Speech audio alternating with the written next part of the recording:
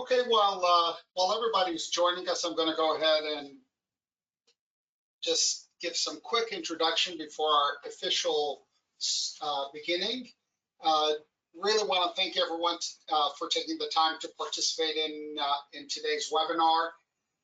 It is a nice summary of a lot of the functionalities that we have introduced this particular calendar year, and I'm going to try to give you some insight into the direction that we're going and the things that we are introducing also going into 2025.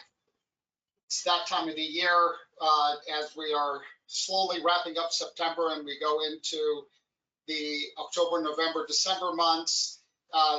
We are wrapping up our webinars for this year. This is one of the last few webinars for this calendar year.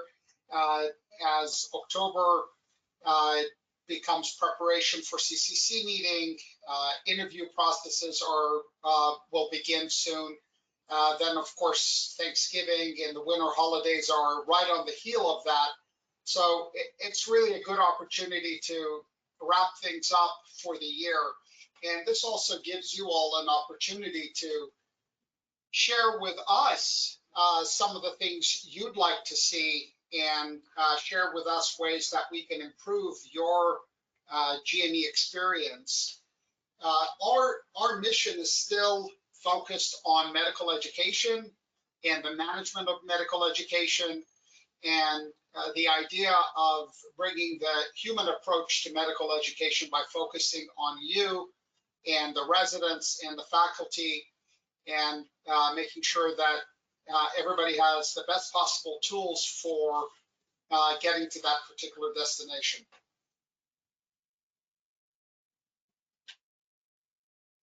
So I think no questions. Nope, no questions. So I think we are in a good place to be able to start, I think.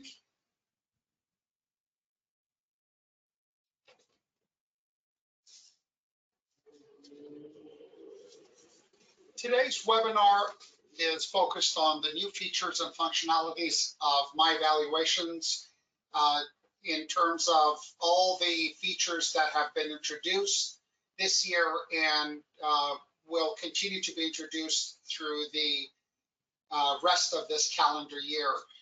It serves as a summary for you, highlighting the key functionalities and how to best utilize them. The key topics that I will review with you in today's extensive webinar will be a summary of all the updates. We are going to focus at the performance dashboard and the monitoring metrics that are there. We will also review some program-specific requirements focusing on family medicine. There's both the outpatient hour requirements and the core outcome requirements for family medicine. We'll take a look at the general surgery requirements for EPAs. And of course, this December, there'll be the vascular surgery EPA requirements that will be coming out on its heels. We'll review the semi-annual resident review process quite extensively. That's going to give us an avenue into reviewing a lot of new functionalities we've introduced there, having to do with curricular assessment worksheet, milestone review, resident self-assessments. All of that will be reviewed as well. We'll also take a look at My Schedule and My Quick Pass as both a schedule management tool and a clinical hours monitoring tool, and we'll finish off with the APE module. So as a quick introduction, we're going to look at a summary of all the updates. This has to do with the new user interface in general, focusing on ergonomics and ease of use. This new interface represents the overall direction that we are taking. What you see initially here in the login, looking at the performance dashboard, which we're going to review today, and the 12 overall parameters, the interface for managing the onboarding requirements, and the systems implementation dashboard that gives you a highlight view of what components of the system have you already implemented and which components of the system have you not implemented. All of this ties into what we are doing in the other parts of the system, whether it is the evaluations module, the milestone module, the clinical hours tracking module, the scheduling module. All of these modules are being extensively updated with new ergonomics and ease of use in mind. You can see this with our new My Schedule tool, which is our new integrated scheduling tool. This is in addition to your ability to continue utilizing third-party schedules such as MION and QGenda and Lightning Bolt.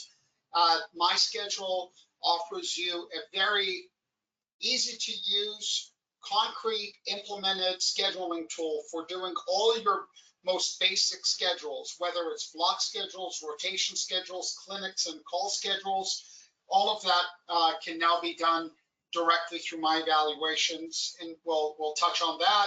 We'll look at My Quick Pass for location monitoring regarding clinical hours, My Insights, and the NPV for narrative predictive value, performance dashboard, dyad evaluations, reciprocal evaluations, certificate of completion, and both the summary and post-submission notifications that go along with procedures. So quite a lot of updates that we have to review and go through. And again, I welcome your opportunity to ask questions about each of these modules as we go through.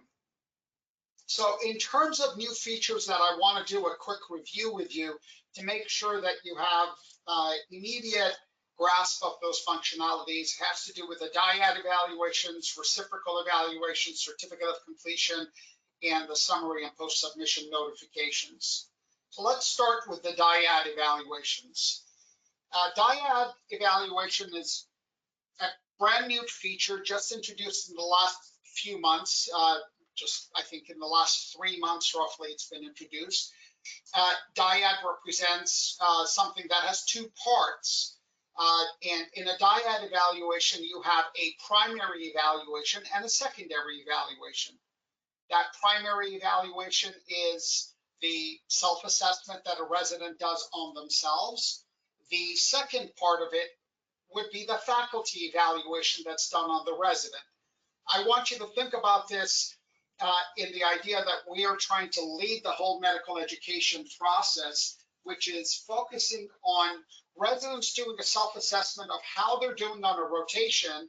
And when they complete that self-assessment, it automatically triggers a secondary evaluation for the faculty now to evaluate them on the rotation.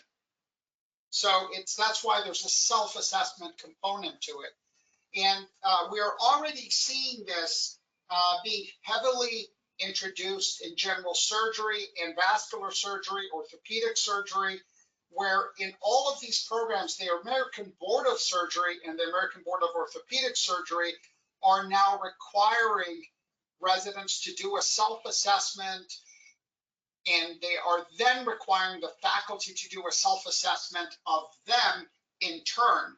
So this isn't just something that we are conceiving, but it's something that the medical education community is conceiving as well. Now, this is only going to be available for evaluations that are available as a voluntary evaluation, and they are a self-assessment. The evaluation cannot be anonymous, it cannot be confidential, and essentially what I explained to you will happen. So let's take a look at this to see exactly how does the dyad evaluations work. So this was the system implementation dashboard we left at. We're going to go to the menu option evaluations. On the left-hand side under design and manage evaluations, we're going to go to edit evaluations to look at a list of our existing evaluations. Now, I'm going to zoom in on this so that it's a little bit easier for you to all see. You can see on the far right-hand side, there's a dyad option. That dyad option, notice it's only available when it is a directed assessment. So I realize that it says attending peer-to-peer, but we're focusing on what are self-assessments. So let's say that this administrative review of faculty, for example, is a self-assessment. So what I would do is go to our evaluations. Now notice if I change this from voluntary to non-voluntary, the dyad functionality goes away. It's crossed out. So we want to make sure that's available as a voluntary. It is not anonymous and it is reviewable. So this makes it then available for us to use as a dyad.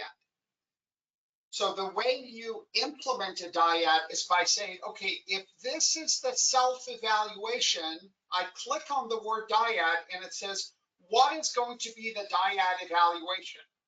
So I pick from the respective audience. So if the faculty is going to be the dyad and the primary evaluation is administrative review, I then can choose from one of the faculty evaluations that are not anonymous, not confidential, and they're available for voluntary use. So if I then pick the attending peer evaluation and I save this, what happens now is each time that user, an attending, goes in and does that self-evaluation, at the bottom of the evaluation, they're going to be prompted to select the secondary evaluator. So if you're asking yourself, well, how does the system know which faculty to assign the evaluation to? It knows because it's going to ask at the bottom of the evaluation, hey, who is the secondary evaluator that we are assigning it to? And that evaluator will be able to see the primary evaluation as well. So that's another very key component of a dyad evaluation. When the faculty is completing the evaluation on the resident, they will be able to see the primary evaluation, which is the resident's own self-assessment. So that gives an opportunity for the attending to see how did the resident rate themselves, and then also to rate them on, one would imagine, questions that are similar to the self-assessment as well. So what I would generally recommend is you think about it from your own perspective. If I am using an evaluation for a self-assessment, I would then imagine that, so here I have an attending self-evaluation. If I view this evaluation and I look at the questions that are listed on here, if I'm going to ask these 4 questions of the attending to rate themselves, I would imagine that we would want other faculty or residents to evaluate them on similar questions, so that you have a cross comparison between how did the resident or the faculty rate themselves and how did others rate them in a dyad evaluation. So one easy way for you to implement this is if you already have an evaluation that's, let's say, an attending evaluation of a resident, and you want the resident to do a self-assessment. So let's say we're going to look at an attending evaluation of resident. Here we have a cardiology evaluation of resident. I'll take the version 2. I can go on the far right-hand side here, which we have a duplicate option. Click on duplicate. This is an attending of resident evaluation, and I say, you know what? I want to also make a resident of resident evaluation out of this. And instead of naming it cardiology evaluation of resident, I'm going to call this a cardiology self-evaluation, or whatever you want to call it. I'm using this naming convention only to make the point of what you would do.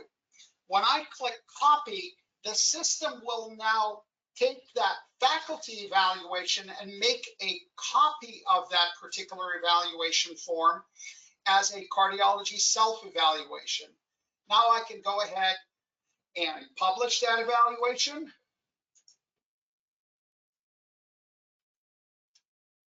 Now that it's published, it's available as voluntary. I click on Dyad. That cardiology self-evaluation will now have the cardiology evaluation of resident there. So in effect, I have created an immediate Dyad evaluation. That the effort level of doing that was absolutely minimal and easy to implement. So in turn here on the if we take a look at this process on the mobile device, if I go to complete evaluations on the top, I'm going to click on voluntary, top right hand side, in order to initiate a voluntary evaluation. Notice the first option here is a self-assessment. So I'm in the cardiology rotation, and I go in and I want to do a self-assessment of myself.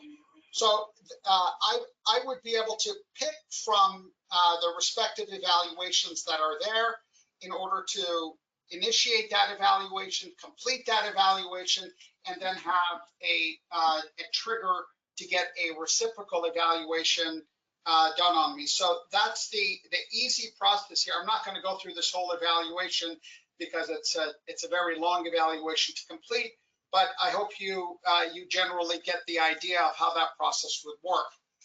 So the other nice part about these Dyad evaluations is that the evaluator and evaluatee can have an exchange feedback on that particular evaluation. So in other words, the evaluation stays alive for a period of time, allowing the evaluator and evaluatee to exchange feedback with each other for a total of 7 days.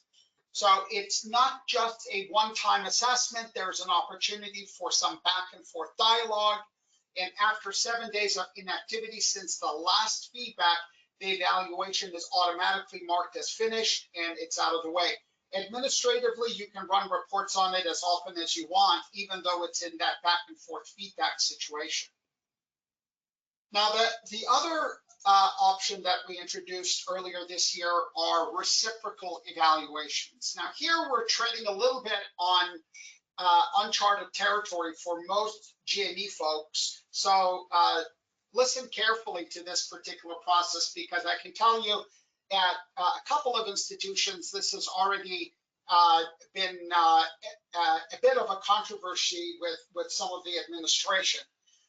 Reciprocal evaluations is the requirement for a trainee to first complete the pending evaluation on the attending before they can review the results of the evaluation that was completed on them by the faculty.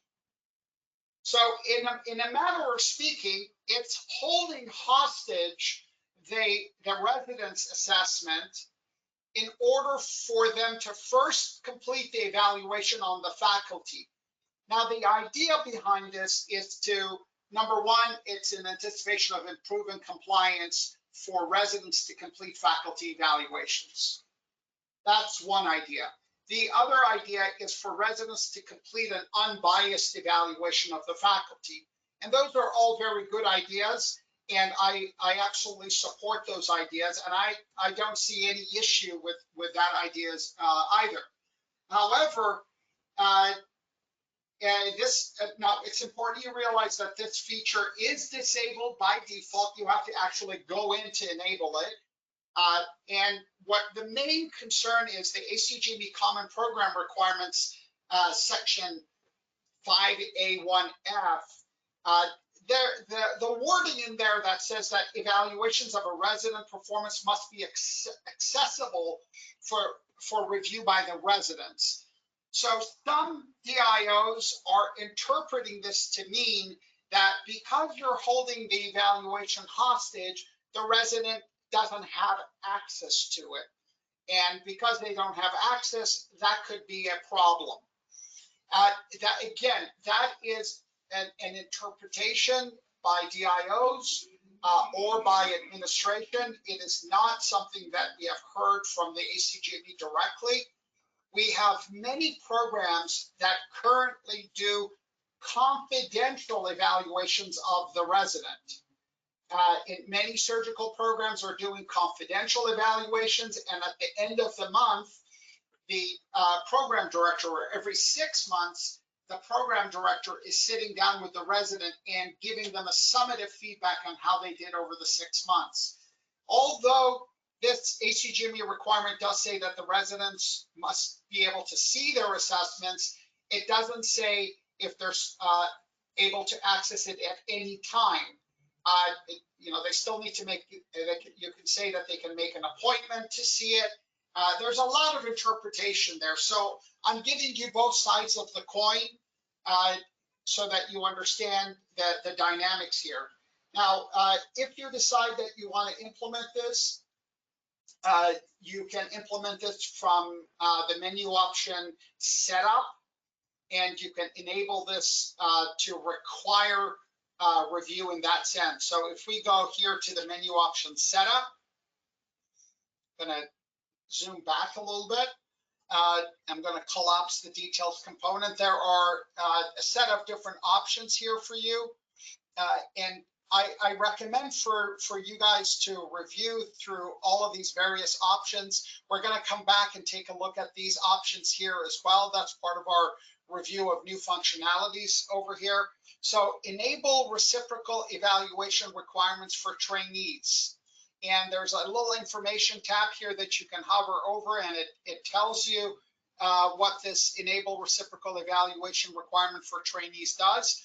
If once you enable it, or I can disable it in this case, I go to the bottom of the page, I click update, and that will either enable or disable the functionality. So you don't do it per evaluation, and this is only impacting the trainees evaluation review process. So when they go to review an evaluation that was completed by a faculty, if there is a reciprocal evaluation sitting out there, they have to complete that reciprocal evaluation first.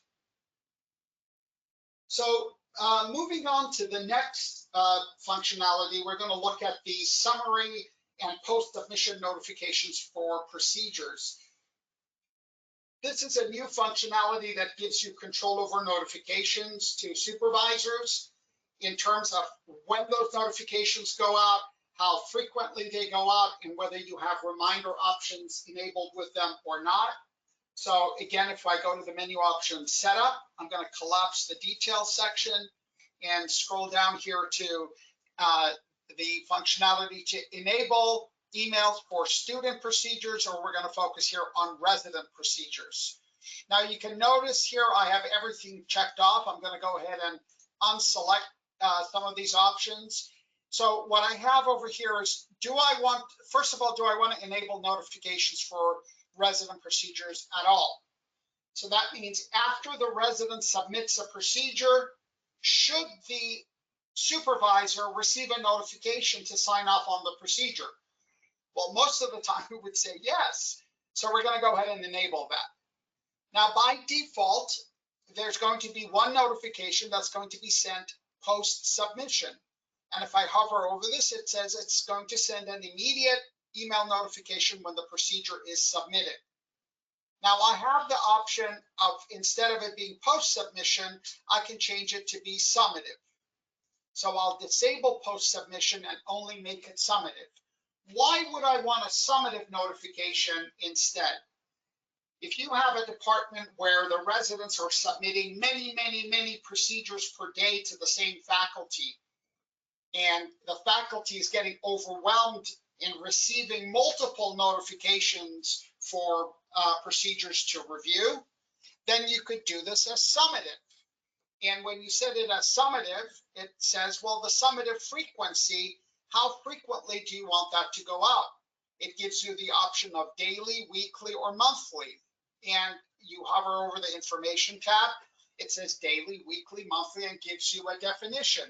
If you do it daily, then at the end of every calendar day, the system will look at all the cases that have collected for a particular supervisor to review, and one summative email will be sent with all of the items they need to review.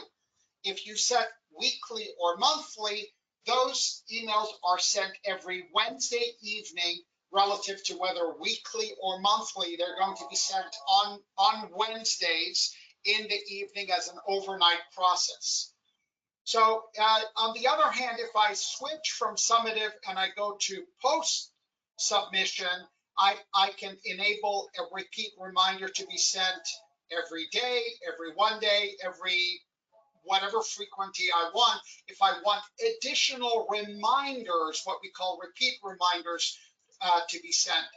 If I do not enable this functionality, then only a post-submission email is sent and no further notifications are sent at all. Now you can see in this case, I have both of these options enabled, and it tells you that, well, you've selected both post-submission notifications and summative notifications. So this is going to double whammy that person. They're going to get, in this case, they're going to get one email immediately when the case is submitted, and then they're going to get a summative notification sent every Wednesday to them. So you can do both, but the system is kind of giving you a little bit of a warning. It's saying, are you sure you want to send that many emails to this person? If you want to, that's fine. It's just giving you a little bit of a warning with that red line in the message there. So again, whatever changes you make here, you just scroll down to the bottom of the page and you click update, and that's as easy as it is for you to submit that information into the system. So this is your summary and post-submission notifications for procedures. The next new functionality we're going to look at is the certificate of completion. This is a new functionality that is available to you from the menu option users. It actually allows you to design print quality full graphic certificates that you can generate as a PDF and either print on a color printer or send it to a professional print shop for them to print certificates. These could be certificates of graduation from the residency. These could be certificates of completing each level of their training. Many institutions do certificates of completion for each academic year. So this allows you to easily print those certificates directly through the system. This is available from the menu option users. On the third column under certification of completion, certificate of completion, you can manage certificates of completion. You can manage your certificate templates. So in the manage certificate template area, it actually will allow you to then build an actual template by designing it with the looks that you're looking for, and then to generate a certificate respectively off of that particular design. I encourage you to become familiar with that functionality. If you have any specific questions, let us know. Again, it is a full graphic capability, so you can implement any type of graphics in there, including your specific seals that you have and any other designs. So in the actual certificate design process, let me zoom in. You're able to set bounding fields, background images. You can upload multiple files directly in.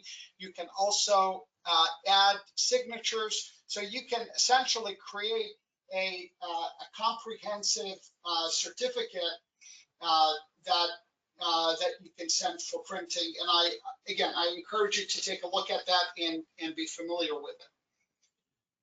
The next functionality we'll look at is My Insights. We've already done several webinars on My Insights, so I'm going to use this as an opportunity to give you a summary of the things that we've already talked about. So My Insights is a brand new AI functionality that we've built into My Evaluations. So our AI we call My Insights. Everybody else has come up with their own different names. We're very happy to say that we were awarded a trademark just this week with the United States Patent Office on our My Insights functionality. It provides an in-depth analysis of all of the comments that were written on a trainee to give you an aggregate feedback on all the comments that were written on them. So instead of you having to go through and review pages of commentary that were written by different people and try to understand it, our system is taking all that feedback and summarizing it together into a comprehensive feedback that's based on the 6 core competencies. And it's made available to the CCC and the program director. You have the option to review it and adjust it before even releasing it to the trainee, or you can release it as is to the trainee. It really gives you an enormous opportunity to collect and disseminate information in a very timely manner for the residents.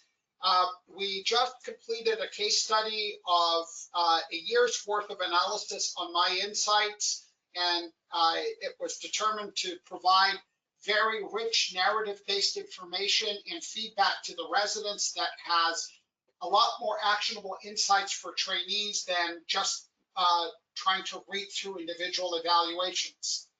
Now, because My Insights has to look at existing evaluations that were completed by faculty, we collect that information, we accumulate all those narratives over a 6-month period. So we can't just look at a week's worth of narratives and try to give you My Insights. So we look at 6 months of information. That means in turn, our My Insights are delivered to you on a summative basis based on the data that we were able to collect. I see here it says October. That should really be November is when we do the release. Let's go ahead and correct that, and early May is correct.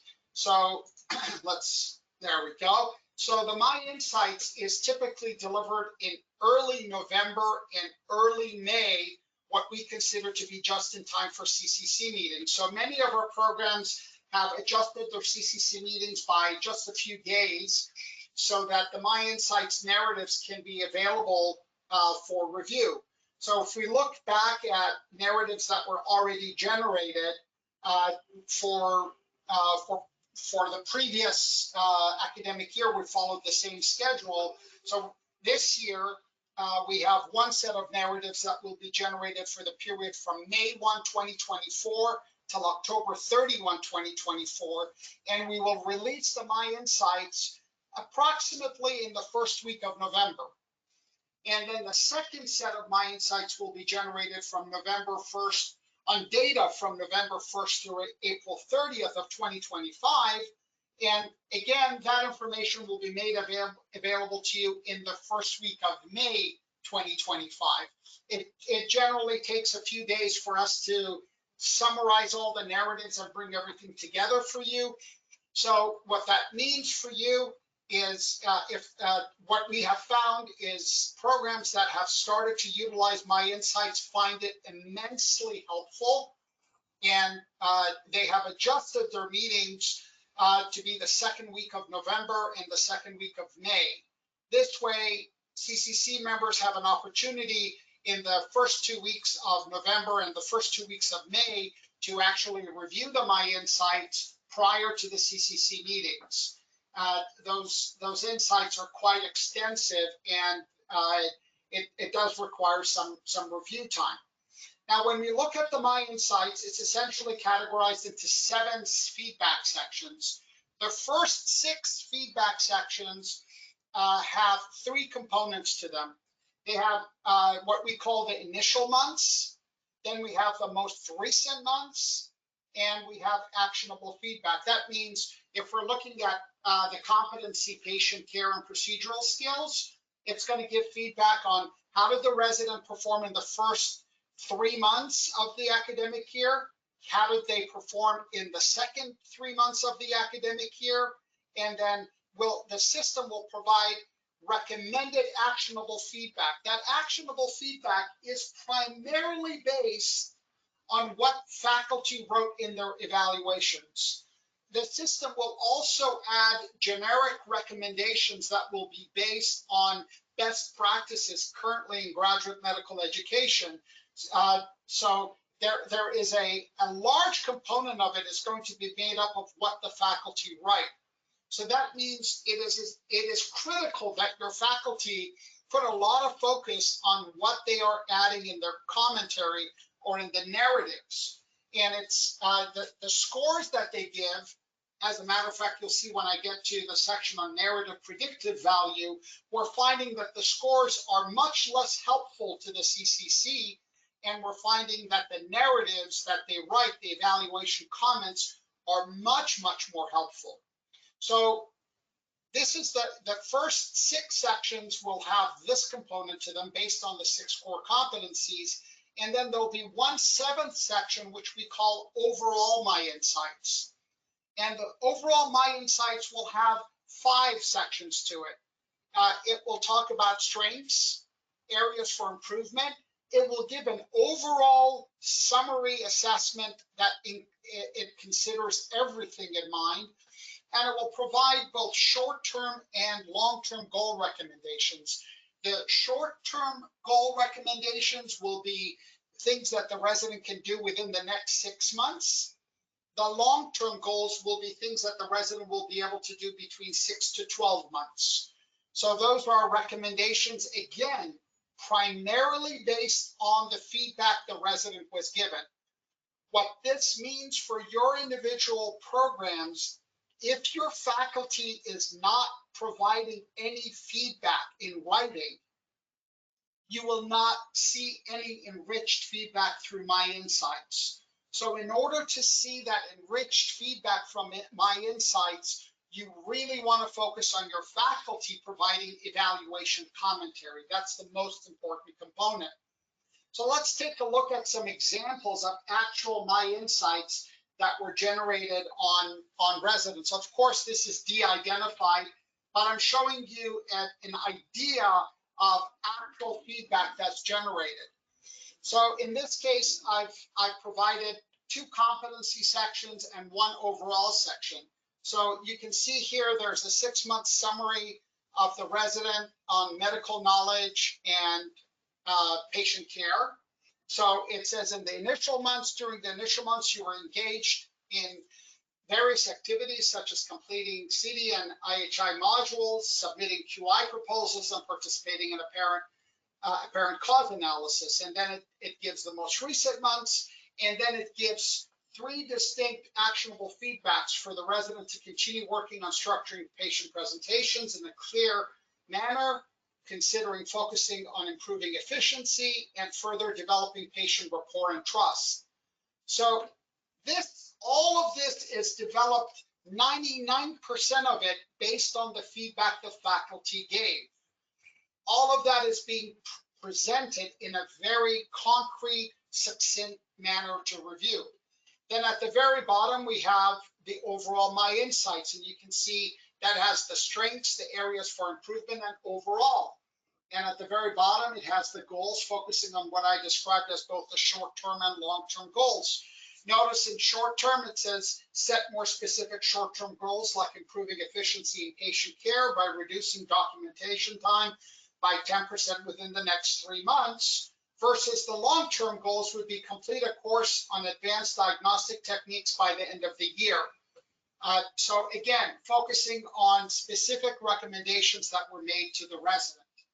So My Insights will provide you with a wealth of information that you can review. When I start looking at the performance dashboard and the curricular assessment worksheet with you online, I'll show you how all this information is actually presented to you in regards to both My Insights and the next section we're going to review, which has to do with the narrative predictive value. Now, the narrative predictive value, which we're going to call the NPV, is also a brand new feature that we introduced about a year ago. It has been undergoing testing with specific clients, and we just finished a long-term case study that we did with one of our clients that was a year long. And we are releasing this feature in November of 2024. That means the data will be available to you for your CCC meeting this coming November. It'll be released right along with the My Insights data. The narrative predictive value is a really revolutionary tool that actually converts all the narrative feedback into a predictive model of resident performance that's directly aligned with the ACGME milestones. That means, in a nutshell, the system is now able to take all the comments that came in on evaluations, and from those comments, the system is able to generate an NPV. This is a very dynamic, narrative-driven process that really outshines those numeric evaluations that we have been doing for years. What I'm sharing with you here, with this group that's on this webinar today, is a revolution in medical education that is beyond the scope of what you have done or seen over the last 30 years of medical education that I've been involved in. What we're talking about is in real time, taking narrative feedback from evaluations and using our technology to actually predict how the resident is performing on each of the sub-competencies from the ACGME. Now, the idea and what we've been able to demonstrate with our case study, with the one-year study that we've done, is to utilize the My Evaluations mobile application to do your evaluations directly on the mobile app, because here your faculty can just dictate their feedback directly into the system. They don't need to type it out. They can just click on the microphone and just simply dictate their assessments. We have already provided sample assessments that are purely narrative based for many of our programs, and these are available to you already. They're listed as a clinical evaluation version 2 and clinical evaluation version 3. If you want any follow-up information, please reach out to client services directly and we'll be able to assist you with that process. Now, what is the net effect of this NPV? What we have determined with our case study is that the NPV provides a very accurate assessment of the resident's development by correlating the narratives from evaluations with the final CCC scores. Now, what does that mean in plain old English? There is a very strong correlation between us predicting a milestone performance and key areas such as medical knowledge and patient care. It's also very strong in the other competencies, but these are a particularly strong correlation. And what that means is that the NPV actually provides a very reliable and actionable feedback point for the CCC and program director to be able to see what the strengths and areas for improvement on a resident actually are. When we look at the actual data that's generated, this is actual data that we generated during our case study, and of course the name of this trainee is obfuscated. You can see for each one of the individual competencies, we can see that the individual subcompetency, we can see the NPV score, and we can see the provisional score and the final score. Now, the system does provide a justification for why it has provided that NPV score. And I'll show you how all of this is going to be displayed in just a few minutes. Now, we've gone through this. As you can see, the NPV score is listed for multiple users. It's not always a direct correlation, but the correlation between the NPV and the final score was much higher than the correlation between the provisional score and the final score. For those of you who are familiar with statistical analysis, the correlation between the provisional score, and for all of you who know how to use the curricular assessment worksheet, The provisional score is a calculated score based on the evaluation data you've mapped to the milestones. The provisional score was found to have a correlation of 0.18. Overall, this is in contrast to the correlation between the NPV overall that was found to have a correlation of 0.48. So that means there is a significantly higher correlation between the narrative commentary that were written by faculty and the final score as compared to the scores that they give. This means we are now in a new phase where we are actually recommending and guiding programs to focus more on narrative evaluations and decouple from the idea of just getting provisional scores or having people complete evaluations based on numbers. When you go to the curricular assessment worksheet starting in November, that the current worksheet that includes your self-score and the provisional score and the final score will now include a new line here specifically for the narrative predictive value. And it will actually show a score here for the narrative predictive value. And when you actually go in and you click on the little button there, it will show you that the specific justification for why the system is giving that score. Again, this is only another tool for you. It's not the final score. The CCC will still give the final score, but here you have an extra tool that's using narratives to say this is where the resident is. Another thing for you to keep in mind is with narrative-based evaluation, there is no mapping for you to do.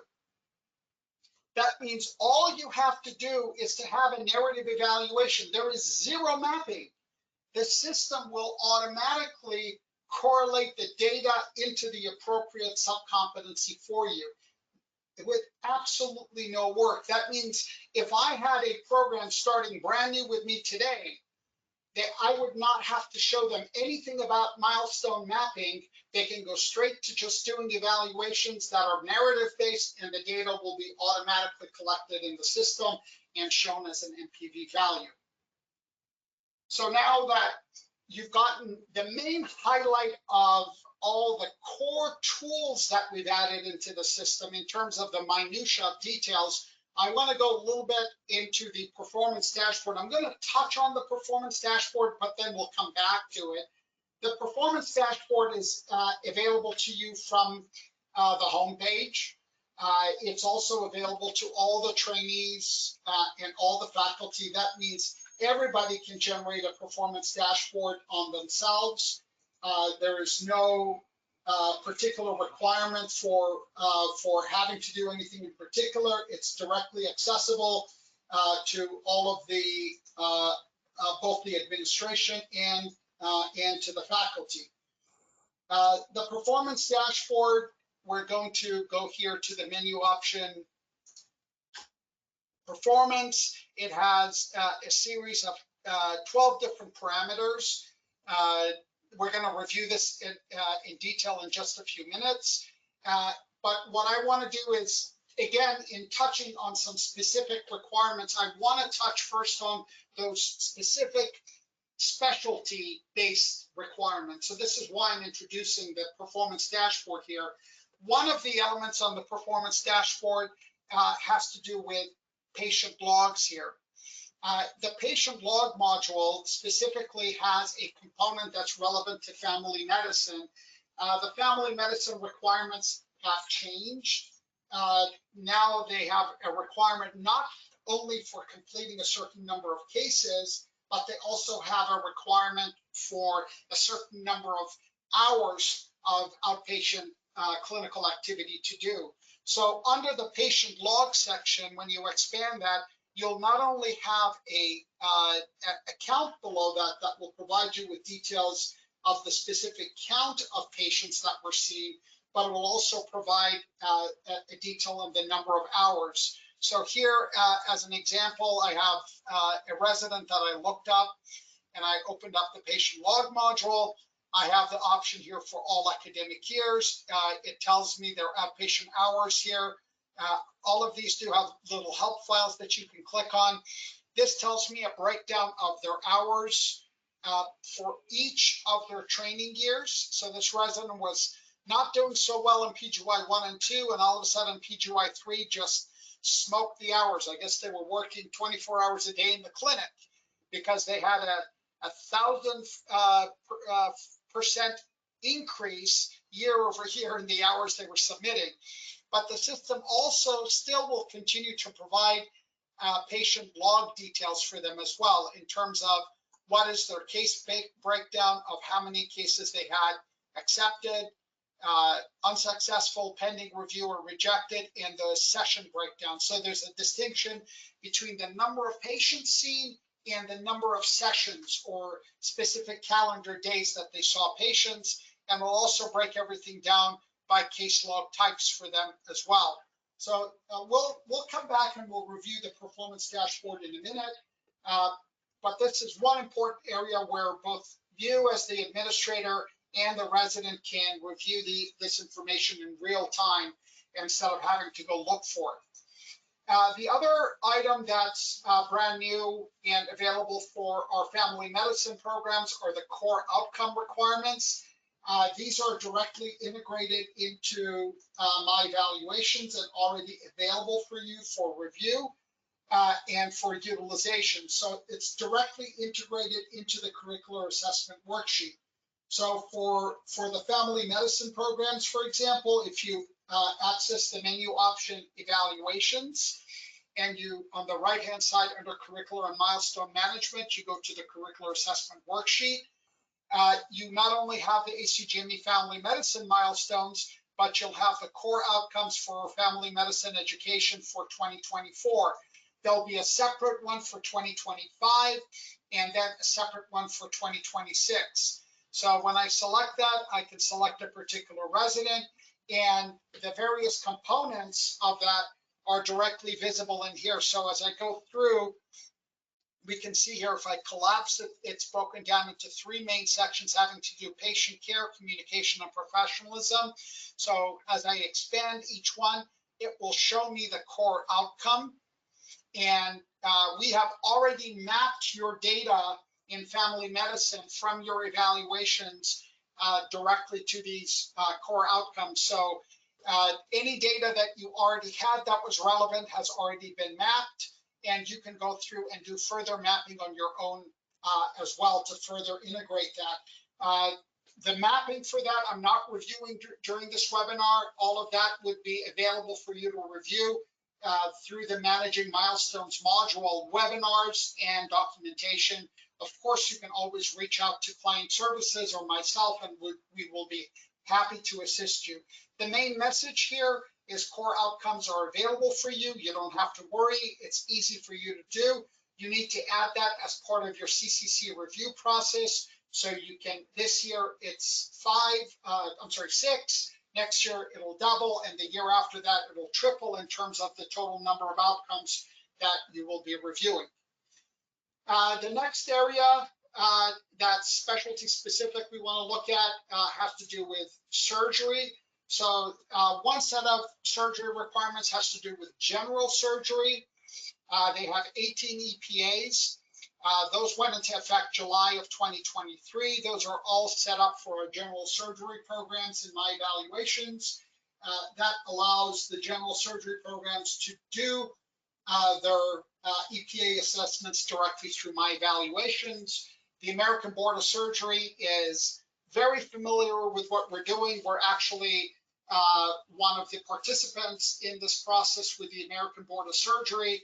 So we are well aware of all the requirements, and they're directly integrated into my evaluations. Additionally, as part of those general surgery requirements, again, on the curricular assessment worksheet, in addition to the ACGME general surgery milestones, you'll find the American Board of Surgery general surgery EPA attestation. So this allows you in the CCC to also review the resident's performance on the various 18 EPAs in order to see how they're coming along. So as you go through, you'll see that they're all listed under surgical skills. So it's one set of surgical skills listings here. Each individual EPA is listed. You're able to give a final assessment in terms of where the resident is in their performance. And you can click on show details, and it will show each one of the individual EPAs and what scores the resident has received. And again, we have done a separate webinar specifically on this topic. If you have any questions, I suggest you watch that specific webinar to learn how these provisional scores are calculated and how the CCC can go through this review process that's already available for you. For general surgery, those EPAs have all of them have 3 phases that are pre-surgical, surgical, and post-surgical. Each phase is rated separately on a 1 to 4 scale that's provided by the American Board of Surgery. And the ABS also requires residents to complete a self-assessment in parallel with the faculty assessment. As I mentioned, the American Board of Surgery is aware of what my evaluation is doing, and our point of contact is Dr. Karen Dressel. And if you have any questions, her email is here, is kbressel@absurgery.org about her involvement in this process. The ABS's position is that they're agnostic about how the EPA data is collected, and in the future they're going to provide a mechanism to upload your data from my evaluations directly into the ABS system. And we already have reports that are available for you that correspond to the requirements of the ABS. Your reporting won't be effective until 2028, so you have plenty of time and you don't have to worry about that until then. So as part of this ABS review process, it also gives me an opportunity to very quickly review with you the resident self-assessment process, where we talked about the dyad evaluation, where they're able to go in and do an evaluation directly, select voluntary, do a self-assessment, select the evaluation or the particular EPA they want to do and submit it, and then subsequently have a dyad evaluation completed on them. In the performance dashboard, we have access to look at individual EPA performance. That's very easy to review. So directly by going to the performance dashboard, let's go ahead and bring that up as an example. So here I'm going to go to performance dashboard in general surgery. I'm going to select a particular resident. One of the areas here is, for example, if we have my insights on this resident, it would be shown here. If I click on when I click on entrustable professional activities, the system is going to provide a listing of EPAs that have observations. If I uncheck this, it's going to show all the EPAs that are being tracked, which is in general surgery's case, there are 18 EPAs. So selecting with observations only shows me the individual EPAs that have observations. The system provides you with alerts, letting you know if the user doesn't have any self-assessments. It's highlighted for you, and when their performance is sliding or decreasing over time, the system will also provide you with specific alerts on their individual performance as well. Again, I'll come back to take a more in-depth look at the performance dashboard with you very shortly.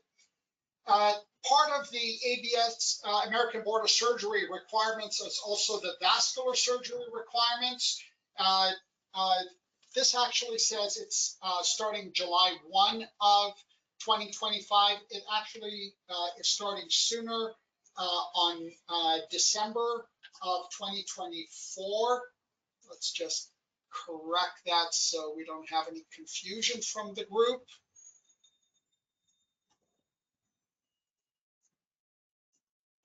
So that should be from December 1 of 2024. These were just finalized just this week.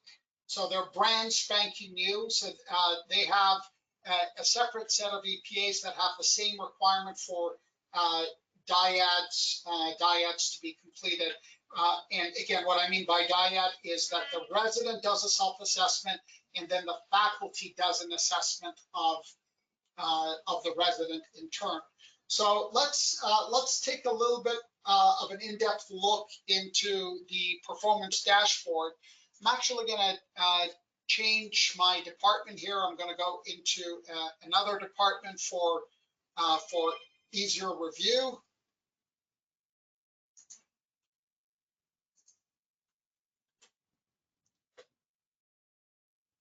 All right, great. So I'm going to click on my performance, and under performance, I'm going to click on the drop down and I'm going to select a specific resident. Now I notice here I also have access to archived users, so I can always check that box, and my archived users will be listed here. As I mentioned, there are 12 sections. In each section, you're going to find a unique set of data that I'm going to review with you now. First and foremost, in every section, you're going to have a Submit Appraisals and Plan option. When you click on that, it's going to provide you with 3 core items. So as you or a mentor or the program director goes through the performance dashboard, they can, on each section, if you find a particular deficiency or weakness, you can initiate a performance improvement plan, which is a focused, short-term plan for the resident to improve a particular weakness. You can initiate a learning appraisal plan. Here it's to create a plan that addresses a deficiency, but it's based on more of a long-term improvement. This could be project-based, where you want the resident to actually work on a project. And both the resident and the mentor can also initiate a personal learning objective and goal to help the trainee set more long-term educational goals that are in track with their long-term plans, whether they're planning for fellowship or they're planning for other specific ideas.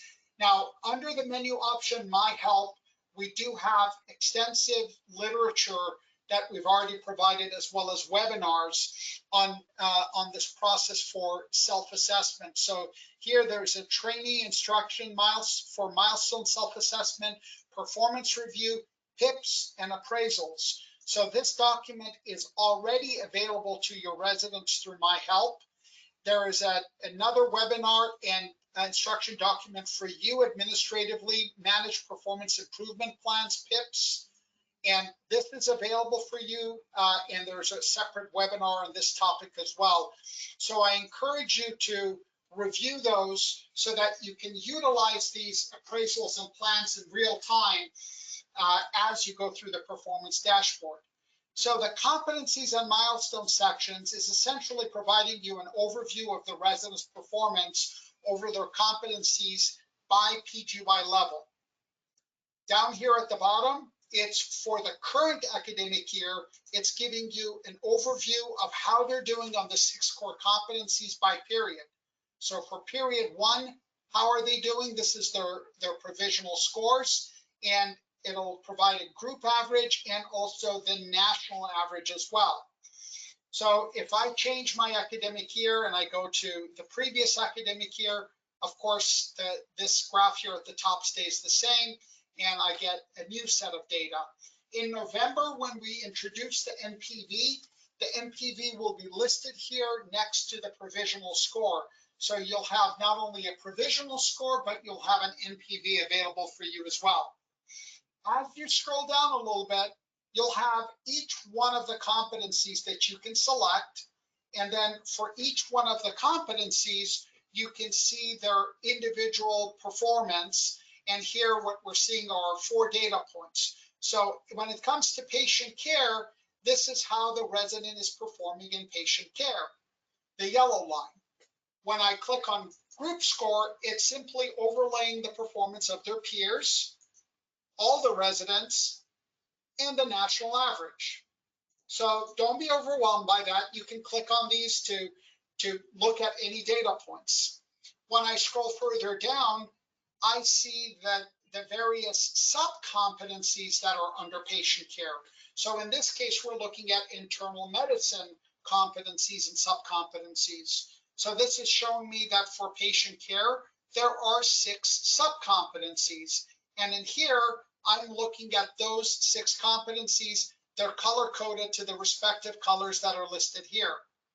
So of course, I can hover over them and I can see the details of those numbers as well.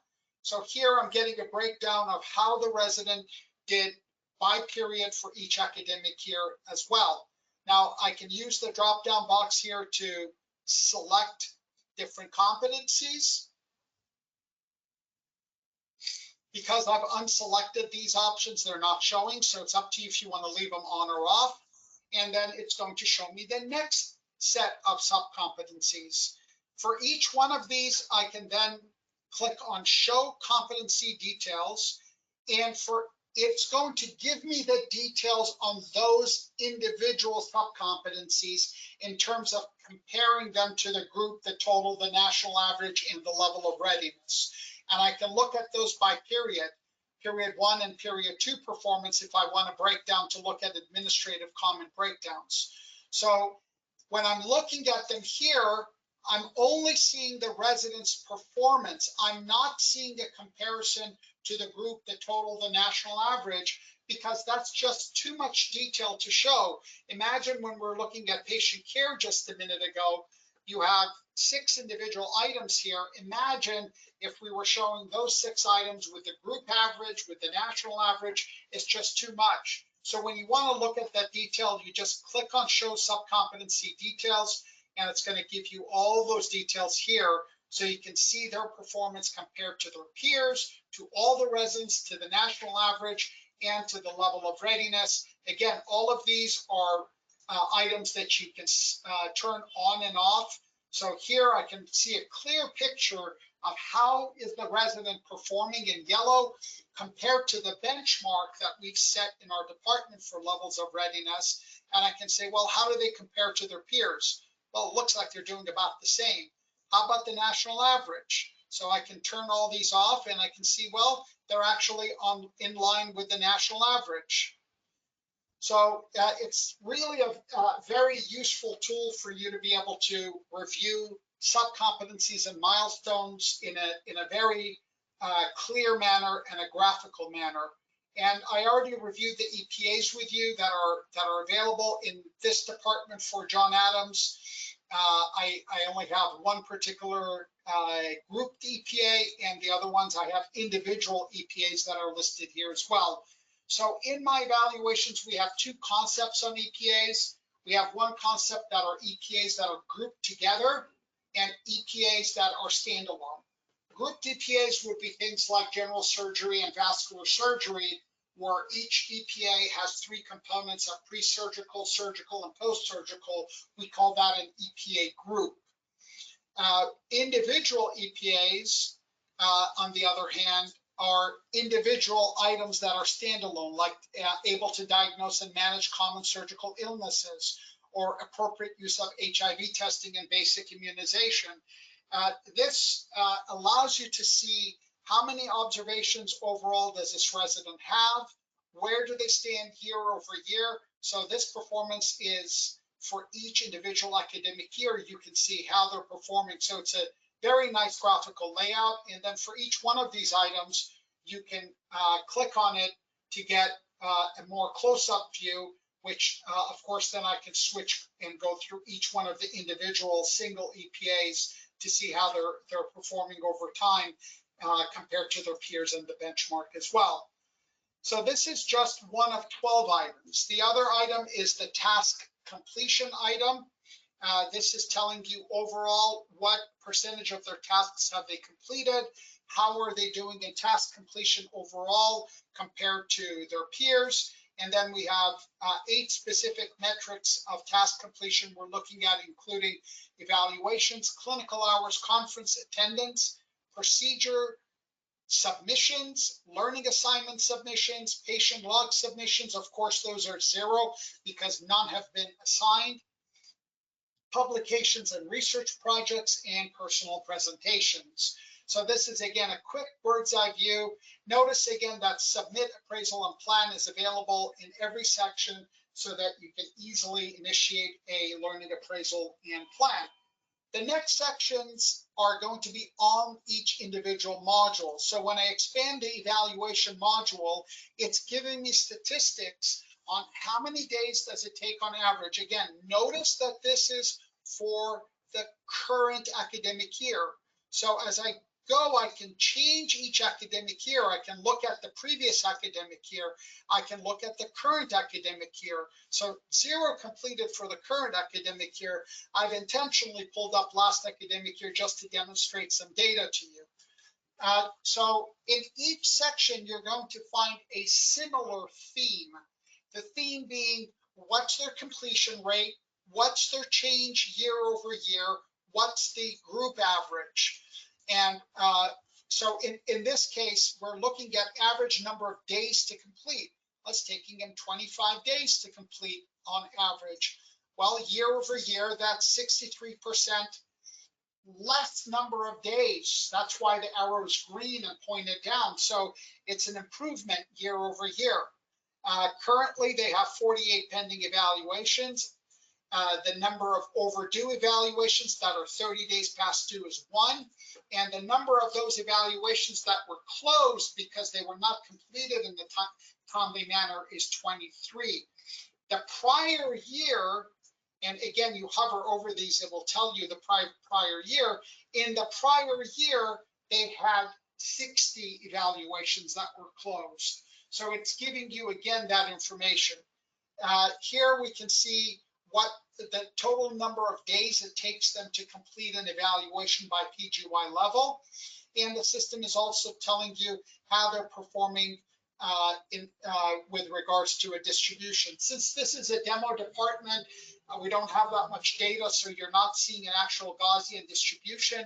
I encourage you to review this in your program so you can see the specific details. It'll be much clearer.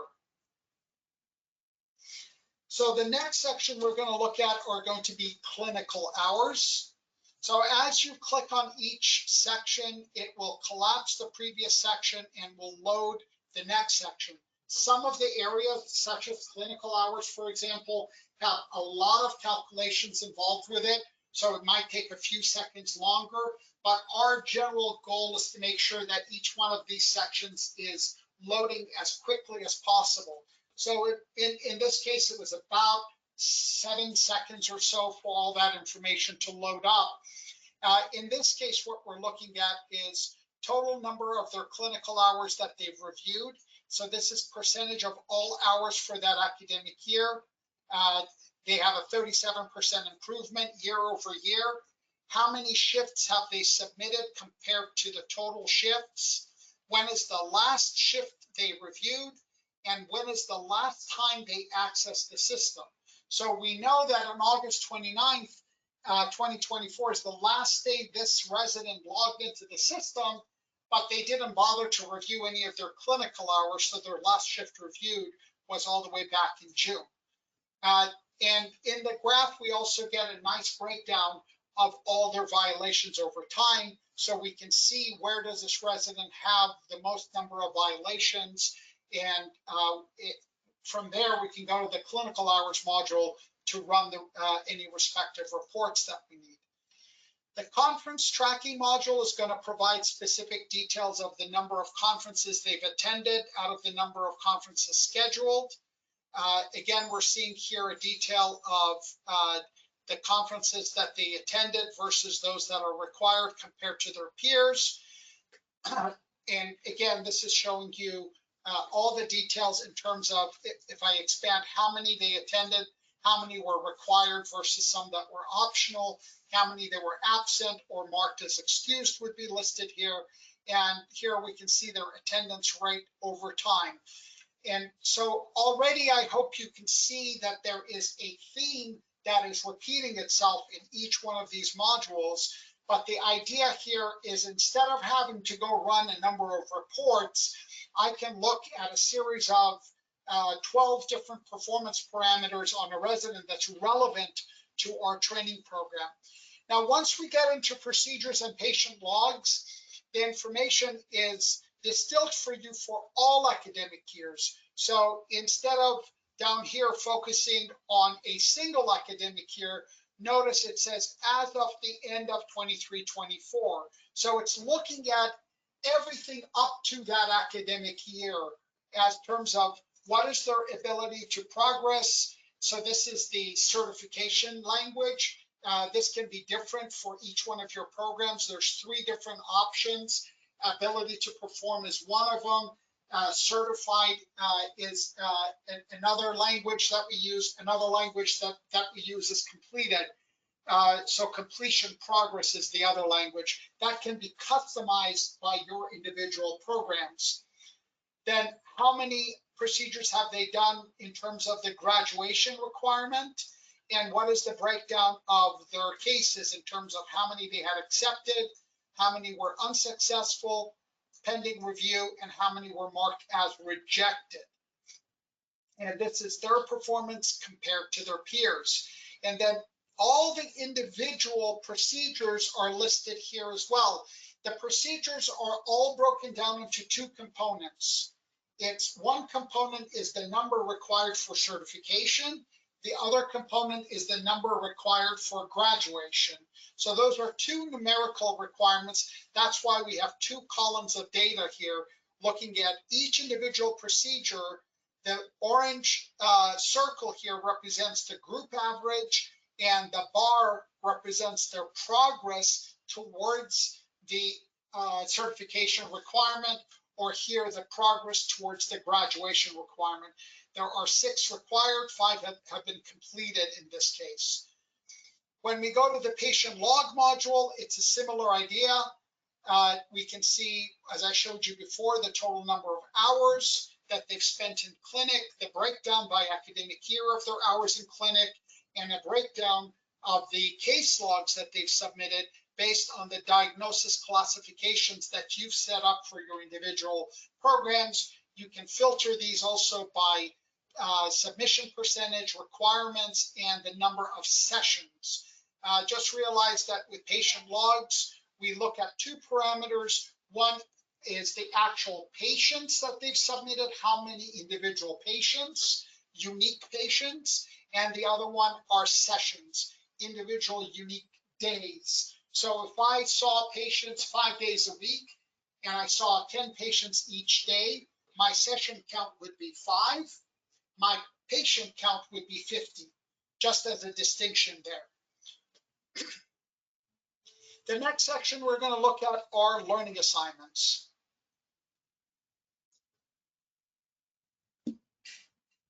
Learning assignments have to do with the number of pending learning assignments, how many are completed, how many are expired, and the overall completion rate. Again, this is going to show performance over time. Learning assignments are things that you can assign as part of the onboarding requirements. These would be specific videos they have to watch, or webinars they have to watch, or learning documents they have to review. They have to then take quizzes that go along with that. All of this is managed through my evaluations. This shows you their overall performance. Of course, the learning assignments tie into the quiz performance as well. This is going to show the residents' average score on quizzes, how their score, unfortunately, have trended downwards over time, a listing of all the various quizzes they took for each one of their individual PGY levels, and their average score compared to their peers are listed here as well. The last 3 sections are directly related to scholarly activities. This is going to show you their submissions in terms of publications and research projects that are broken down by the document types that are set up within your department. This shows the requirements that you're able to set and how they've completed those requirements and what are their submissions by PGY level. This is similar to personal presentations. What's nice about personal presentations is all that data actually also comes from the conference module. So when you schedule individual conferences, the personal presentations data is uploaded directly into the system as well. So if a resident or a faculty is scheduled to teach at a particular conference, their particular presentation is listed under personal presentations for direct review. So since we're seeing this directly on this webinar, I want you to know that this type of loading time is actually not within our expectations. That took way more than 10 seconds. It took close to about 20 seconds for it to load. This is something that I have already made a note of and will discuss with our development team as to why that particular section was taking more than the 5 seconds, which we'd like it to see. So for personal presentations, again, it will show overall progress for graduation based on each one of the document subjects that you have set up. So notice here, it's showing you performance for each training level in terms of what have they submitted, and it will show you with checkbox or an X mark whether they have submitted personal presentations for each individual PGY level as well. So all of these are focusing all academic years up to today. The last section has to do with quality improvement projects. This is going to look at all the quality improvement projects that were submitted by this individual and how many of them are under review and how many of them have been implemented. Notice that for all 3 of these sections, there is also a separate section here for adding quality improvement projects or adding personal presentations or specifically adding publications and research projects. Another thing I want you to notice as I went through this is once you are on a particular trainee and you've gone through and once loaded the data, all that data stays in the memory so that next time you access the page during that same visit, the information will populate immediately for you because the system already has the data calculated. You're not waiting for the system to recalculate the data. So this is an overview of the performance dashboard in detail with you so that you can start to take advantage of these various modules instead of feeling obligated to go in and take a look at individual reports individually one by one for each one of the trainees. And we're going to go and get into the next section, which has to do with resident semi-annual reviews, and we'll talk about the curricular assessment worksheet and some of the other components like My Insights in just a few minutes. So that summarizes our performance dashboard. Now I want to talk about the semi-annual review process, which essentially is a 6-step, maybe 7-step process, just depending on some of the parameters that we're going to look at. Essentially is to get residents to do self-assessments, for you to put in the ITE scores for the trainees, upload any performance documentation. There'll be, as I said, an optional section some of you may want to do that we recommend for you to do that has to do with end of training assessments as well as any PIPs.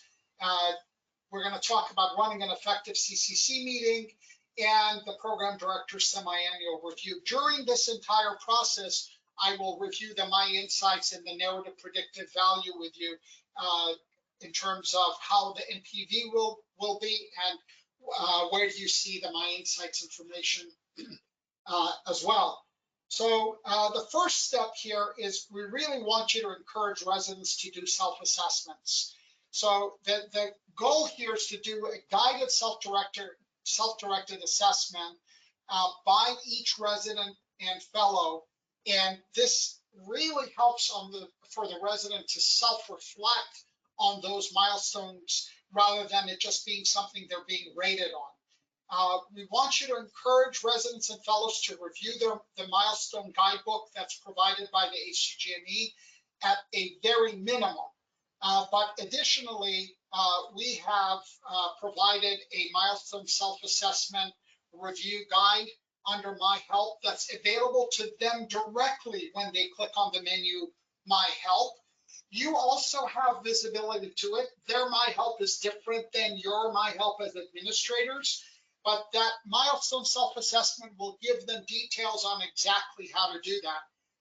For those of you that have not already enabled milestone self-assessments, I encourage you to do that. If you go to the menu option, evaluations, and you go under the manage milestone options and go to manage for the milestone setup options, you have an option here to enable user access to self-assessments and provisional CAW. You want to make sure you enable that.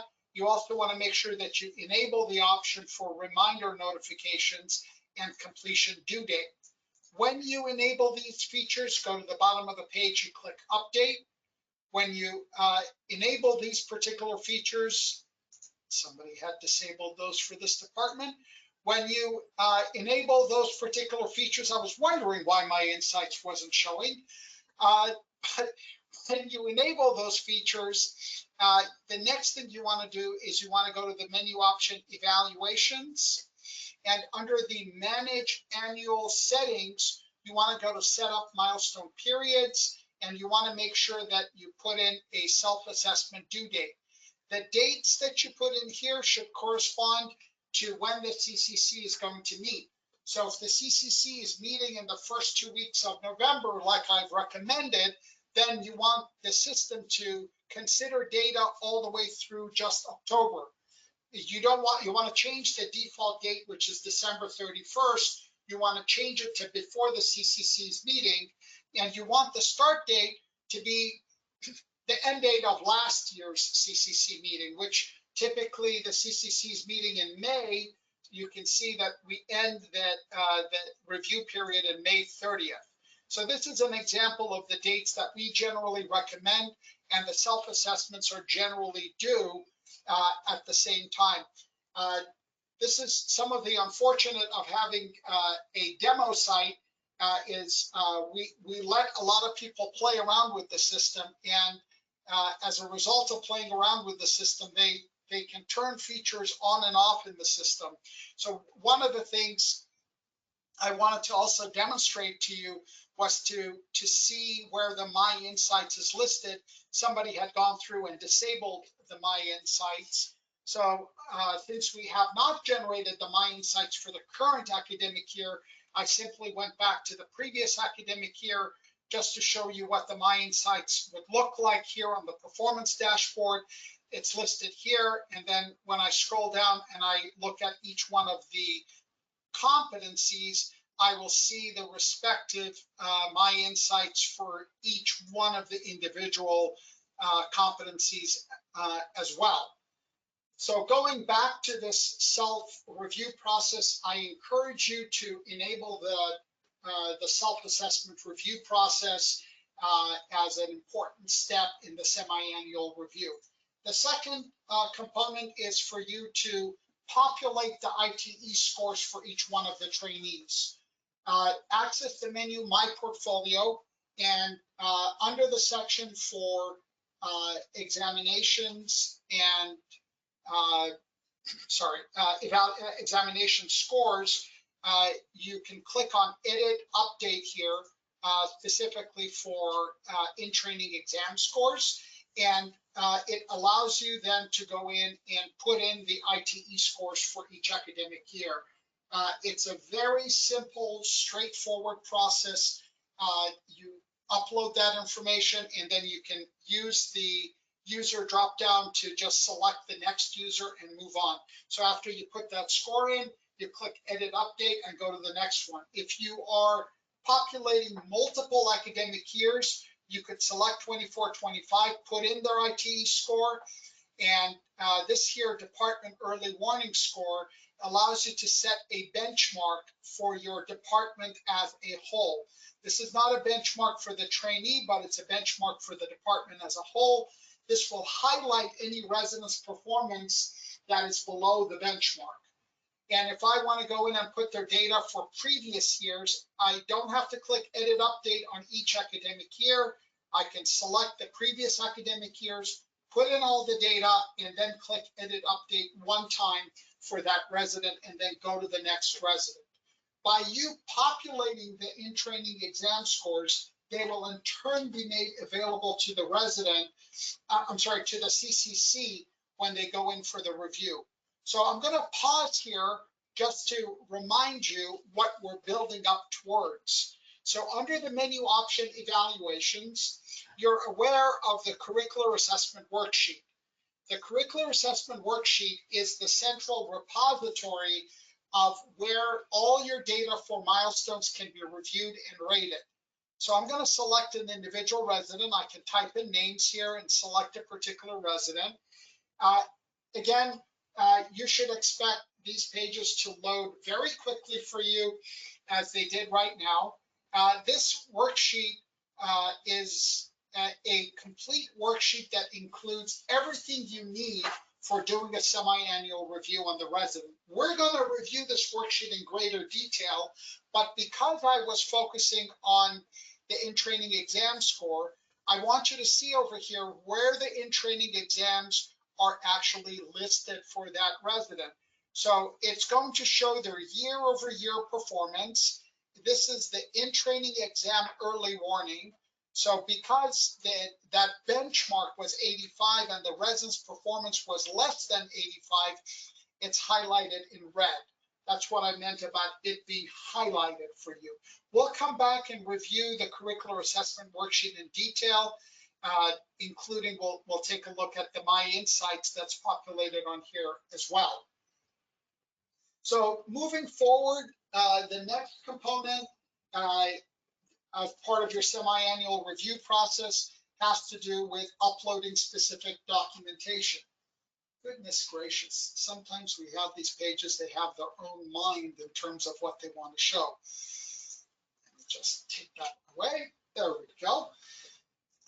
So this particular section for uploading performance documentation is optional and is a brand new section that we've added into the curricular assessment worksheet.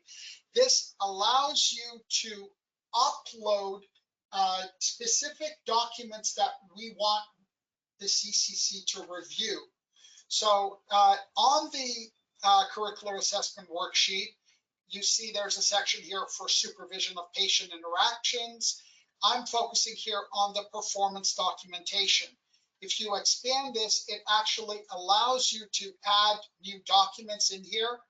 These documents are then made available directly on the CAW. Notice here it says that any of the files that are attached through here are also available under the menu My Portfolio under Notes in Appraisals and Goals section. So you can always go to My Portfolio and upload them there as well. But the idea of uploading it here is just so that you have an opportunity to see everything in one spot. You can upload them here, and it will upload it for that specific selected year as well. Notice there is not a selection criteria for a year when you go through the My Portfolio directly. It's for all years. So here it makes a distinction between anything that was uploaded for this academic year versus for all years, things that are active, and if you delete something, it'll be listed in the inactive component. So if you have any certification reports from any particular board or something that you want to bring to the attention of the CCC, you can upload that directly through the CAW, and that's already available for you. The fourth step is to assess any performance improvement plan needs. We have, as I mentioned before, a webinar directly on PIPs. Performance improvement plan is not punitive. This is not a punishment or a warning. This is simply providing the trainee with direction on how they can improve themselves. That's it. On the curricular assessment worksheet, you have the option to initiate a PIP directly on the worksheet. So as you go through the worksheets, I'm just collapsing these sections. And here we're coming down to the first component on patient care and procedural skills. Notice that the My Insights will be generated in the first 10 days of November. I can always click on Show Previous, and it will show me the previous My Insights, and I can look at them in detail. As I scroll down and I go to the first sub-competency for history, I have a performance improvement plan option. I can click on that and it will initiate a pop-up for me to initiate a performance improvement plan by indicating an area for deficiency, what their specific weakness is, what the specific action plan they need to take. When will we reevaluate them? Typically, it'll be a few weeks later, and what's the current status? It allows me to administratively comment on this. When I submit this particular PIP, the resident will receive an email notification. They're able to comment on it, and there can be a back and forth dialogue between the program director, the preceptor, and the CCC on the resident's performance on each one of these performance improvement plans. So it's very important that you develop a draft plan that involves all parties involved, including the program director, preceptor, and the CCC, and put that into motion. The fifth component, which I indicated as somewhat as an optional component, but I think it is a required component, is what we call the overall clinical competence and final evaluation. So there are three parts to this directly on the CAW. The first component on it is readiness to progress to the next year. Now, this is indicated as a status and readiness under each competency. That means there are 6 of these, each having to do with one of the 6 core competencies. This has been added into the curricular assessment worksheet in order to satisfy the ACGME Common Program Requirements Section 5A1E that states that there's a core requirement requiring the documentation of the trainee's readiness to progress to the next academic year. A resident that is marked as no or conditional on improvement, if the end of the training year comes and they still have not improved or it's a no, that would be an indication for remediation for that particular academic year. Now, as I mentioned, this is already directly integrated. It's listed under each individual competency. So here I'm under patient care. There's a status and readiness component here. The language here is a standardized language, and it is the CCC and program director's responsibility to select a yes, a no, or conditional on improvement, and there are 6 separate sections for them to complete. The second part has to do with the final assessment for graduation. Now, this is a brand new option that we've added that we did not previously have. It's available now for you. It's at the bottom of the curricular assessment worksheet, and this has been added in order to satisfy Common Program Requirements Section 5A2A2B. It's another core requirement which requires you to verify that the resident has demonstrated the knowledge, skills, and behaviors necessary for independent practice. So our opinion in the past was that this previous section was already addressing that requirement, but on greater reflection, we thought that it would be better to have a separate section that directly addresses that ACGME requirement. So what we've done is we've added that as a section called Final Assessment, verify that the resident has demonstrated the knowledge, skills, and behavior necessary. Necessary for autonomous practice. So in this case, instead of using the language of independent practice, we put autonomous practice. Now, one would guess that if you're doing the curricular assessment worksheet on a PGY1, you would select no here, and it would always be a no. So you may or may not want to have this final assessment available for each one of your PGY levels. So I'll show you that this section and the next section I'll review with you both can be customized, and I'll get to that in just a moment. So this final assessment for graduation is something that you can enable for your program. We recommend that it is something that you integrate as a standard practice for all of your programs. The third component is overall clinical competence, and these are board-specific requirements. So these are different for each one of you. Currently, we're only aware of the ABIM having this specific language requirement. So it's listed under the overall clinical competence. Again, that's listed at the very bottom of the CAW. And this is what it looks like. All of you who are in internal medicine are already familiar with this. The enhancements we've made into this section is giving you more customizability into managing this. And so these two sections that I just reviewed with you, part 2, which has to do with final assessment for graduation, and part 3 that has to do with overall clinical competence, can all be customized from the menu option evaluation under the milestone performance mapping. Under the milestone performance mapping, you select the manage milestones group.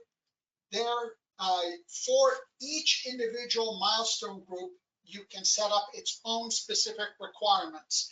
Remember, for some of you like family medicine, you have one milestone group which is for the ACG&E, and you have a different milestone group which is for family medical education.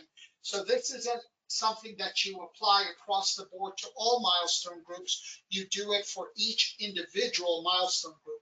So let's take a look at that in a bit of detail. So here I'm going to go to the menu option evaluations, and I would venture to say that 99% of you have never gone to where I'm going to take you right now. So watch carefully here.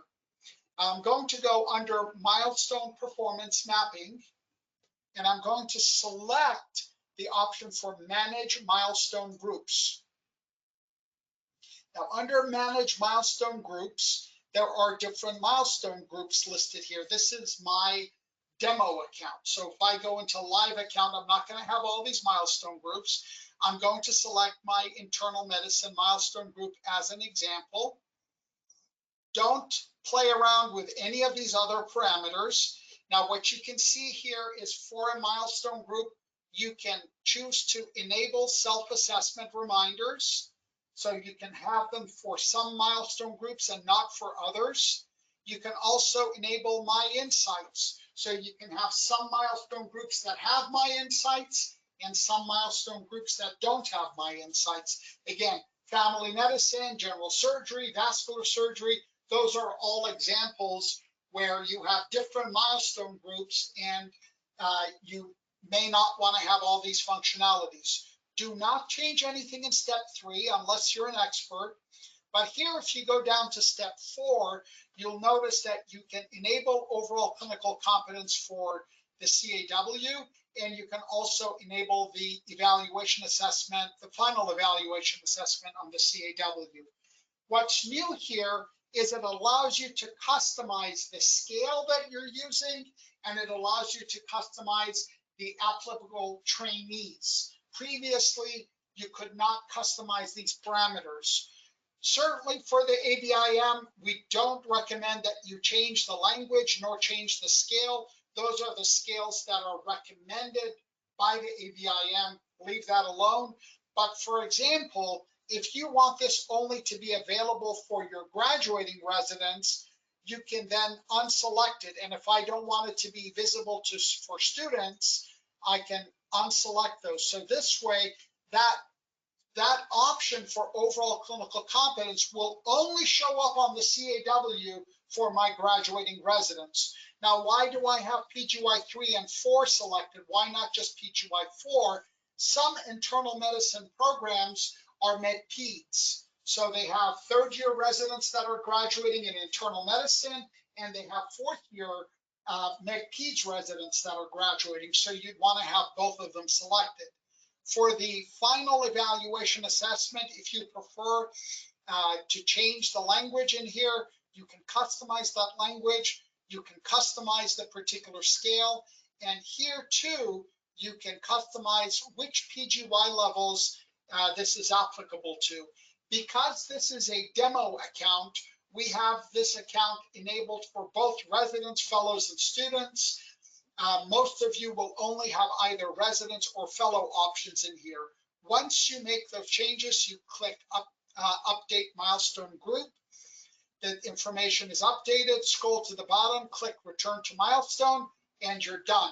So that's how easy it is for you to customize the requirements for the semi-annual resident review process. So we do encourage you to make sure to implement this new parameter that we've added into that semi-annual review process. The sixth important element of this is running an effective CCC. Certainly your CCC should be familiar with the sub-competencies and the milestones. We want to make sure that the CCC has an opportunity to review the CAW and the My Insights periodically. And we want to make sure that they write comments prior to the CCC meeting, and they only click the Save and Finish button. During the CCC meeting, you as the administrator should only click the Save and Finish Later button. Leave the Finished option for the program director to do. I'll review that in just a second. You want to make sure that the computer that you're using has ample memory, and you want to make sure that you have a strong internet connection for if you're using Wi-Fi.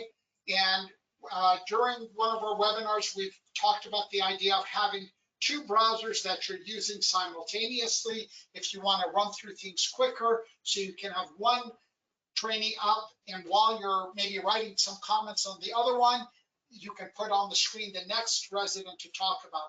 There is under My Help, a separate document for CCC instructions for reviewing the milestones, including all the expectations of what they should do. There's both a webinar and a PDF that you can distribute to your CCC members as well.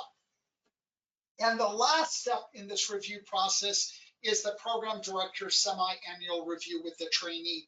So the CCC met, they click Save and Finish Later. Now the program director is going to meet with the resident and review everything with the resident from start to finish. This becomes an opportunity to go through everything, review the My Insights, review all the scores that were given, review their procedure performance, review any documentation that was uploaded, their ITE exam. All of that is now done through the curricular assessment worksheet. The program director also has a unique program director's comment area. The program director is the one who will click the option here to specifically make the CAW available for the resident for final confirmation. So that means after the program director meets with the resident and they add their optional program director comments, they are the ones who are going to click the Finished Final Submission button, and that's going to submit that CAW for final submission. That's when the resident will receive an email notification to review their milestones. That's when the resident can also, they will be able to document that they had a chance to review it. So let's now take a quick overview from the beginning going down. So as you go through here, you're going to select the specific resident. The time period it takes for loading the CAW is, in my opinion, very efficient. In my case, I have a computer with ample memory on it, and I have a good, strong internet connection. So as I go through and I can select different users in here, I can expect a loading time that's under 10 seconds to get everything up.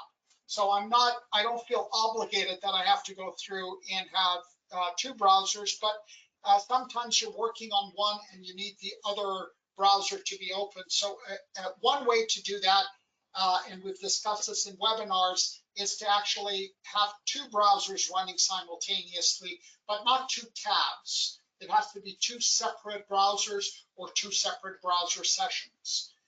So again, that idea of finished should be reserved for the program director. You can go through, review the My Insights, You can zoom in on these individual graphs. All of these are clickable, so if you want to hide certain things, items that are highlighted in red are areas where the resident's performance is below the benchmark, so those are highlighted in red. I can scroll through, take a look at their in-training exam score. Under supervision of patient interaction, this satisfies the ACGME requirement for tracking levels of supervision. So each one of the individual procedures and patient logging requirements, patient management requirements are listed here. For each of those, you are required by the ACGME to set what level of supervision they need. And when you update this information, it will actually show it on the procedure certification report. So we recommend that the CCC reviews this on a semi-annual process. It shows them the total number of procedures that have been marked as accepted for that resident, how many they have pending, what was required for them to do. On average, how many do residents in this training level actually submit? So that's a very important part of that. Any documents that you've uploaded for review are listed here as well. And then we're able to go through each one of the individual competency sections. So notice here I clicked on collapse all. I can then go through and say, well, I want to look at professionalism. So I can see my insights that were drafted on professionalism. I can see this resident's performance on the 4 sub-competencies related to professionalism and how they're doing. This is where I would give them their status of their overall readiness in terms of professionalism, or in this case, maybe because their professional behavior has dropped down, maybe it's going to be conditional on improvement. And I'll have to go down to PR1 and see what's going on. So I go down to PR1, I see that the provisional performance is marked as 1.75. And when I hover over it, I can see, well, the problem here is that they have poor conference attendance. Otherwise, the attending score for them overall is 3.5, but because conferences contribute towards their professional development, they have a poor conference performance, which is bringing their grade down. So I might want to initiate a performance improvement plan. So notice here under the performance improvement plan, professionalism is auto-selected. So here I can select the particular issue that they have, and I select that item, define what the weakness is, what the particular action plan is, and as I mentioned before, set a review date for them and initiate a performance improvement plan. So here the CCC would give the final score. Starting November, you'll see a separate line listed here for the narrative predictive value. I can go in and look at a history of their performance on that particular subcompetency to see how they're doing year over year.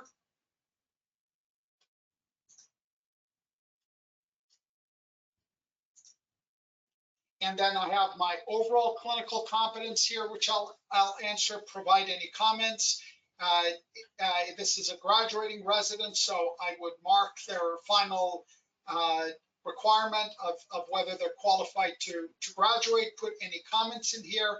I'm not going to select the option for the CCC has reviewed. I'm going to click the Save and Finish Later button, and that's going to save the information, and that's it.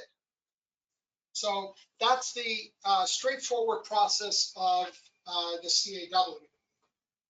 Moving on, my schedule is a new functionality we've added into my evaluations in 2024. You still and will always be able to integrate your third-party scheduling tools into my evaluations, including Amion, QGenda, Momentum, and Lightning Bolt. The My Schedule is available for all your programs by default. There is no additional cost to you. You're able to set up rotation blocks, shift assignments, clinic assignments, and call assignments. And of course, the conference scheduling module automatically integrates itself into My Schedule. You can create schedules for each PGY level and your faculty separately the system will automatically merge that into a unified schedule for you, so everything is displayed in one unified place. And that the unified schedule looks something like this. So here on the left-hand side, we can see each individual trainee listed. The blocks that are customizable by PGY level are listed at the top. I'm able to hover over, for example, the conference icon, and it will show all the conferences that are scheduled for me for that particular month. If I hover over the shift icon, it will show my shift times and the specific shift assignments that I have. If I select on the moon, the crescent, I see my calls, the call time, and the dates in the month. So here I'm looking at an overview schedule. All that information is available. If I click on the suitcase with the plus sign, that gives us our clinic schedules, shows the specific clinics, the times of the clinics, and the days of the month those clinics are occurring. So it's really one unified place for me to see everything. Creating a schedule is very easy. You go to the menu option, clinical hours, and you click create and manage schedules. You click the add schedule button, and that's going to give you a little pop-up for you to create a schedule. First thing you do, you give it a name. So if you want to build schedules for your PGY 1s, 2s, 3s, each one of them separately, you can call this PGY 1. It doesn't matter because these are your own private names. You select the particular academic year, so you don't have to write PGY 1 24-25. The system will automatically know this is a schedule for the current academic year. And I can select the particular schedule type I want to do. Here, I'm just going to do a block schedule. Otherwise, this is where I can select a clinic schedule, a shift schedule, or a call schedule that I want to build. And I can customize my block settings here. Otherwise, all I need to do is to go on to the next option and select my users. When I click on select users, I'll be prompted to select all my PGY1s, and then I can go on to the next phase. I have options also here to automatically build schedules. I'm not going to go into the details on these, but I want to just show you that on the right-hand side, I will be given options to generate schedules automatically. The system is going to use all the same parameters here, except when I choose this option, it's going to prompt me to build a template. So I can actually build a template that I will use every year, and the system will automatically apply that template to build a schedule for me. Whether I have 5 residents or I have 100 residents, the system can use the templates to generate the schedules automatically for me. You have additional options where you can do, again, the same parameters and choose to build a schedule based on user preferences. So here, it's not only that I have created a template, but I'm actually going to create a schedule template that I want people to give their preferences. So what's your first choice, your second choice, and your third choice for the schedule? And there's going to be a preference collection period. We're going to give you the next week to submit your preferences. And how many preferences do we want? You could say that the template has 20 options. We want you to give us 20 options, or you can simply say your top 3 options. So you can choose the number of preferences you want to collect from the residents. And then instead of building a schedule, you click collect preferences. And between April 4th and April 11th, the system will just collect preferences, and then automatically after April 11th, the system will automatically build the schedule for you. You can then view it before you publish it and make it available. So let the system build the schedule for you based on user preferences, should you wish, and then you can further customize it to your specific needs. There is yet another option we have, which is user allocation. So it's all of those same options that you select here.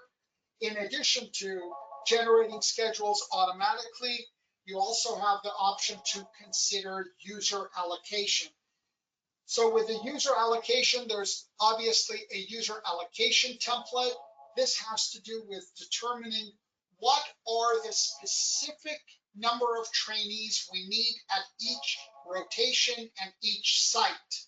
So the ICU may need a certain number of PGY1s, a certain number of PGY2s, and a certain number of PGY3s. So you can create a user allocation template, and the system will then automatically allocate users or trainees to each one of those rotation requirements.